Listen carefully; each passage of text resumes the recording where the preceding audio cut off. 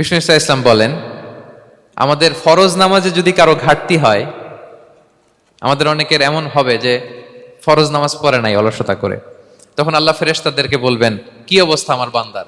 বলবে, আল্লাহ অনেক ফরজ নামাজের তো ঘাটতি দেখা যাচ্ছে। তখন আল্লাহ বলবে, উনদুরু হাল্লি আবদি মিন তাতাওয়ু, ফরজে যদি ঘাটতি থাকে দেখো তো আমার বান্দার কিছু নফল নামাজ আছে কিনা। ফেরেশতারা এবার খুঁজে দেখবে, হ্যাঁ এই বান্দার অনেক নফল নামাজ আছে। তখন আল্লাহ বলবে, ঠিক আছে, এই নফল গুলোরে ফরজের ভেতরে ঢুকাইয়া মেকআপ করে দাও।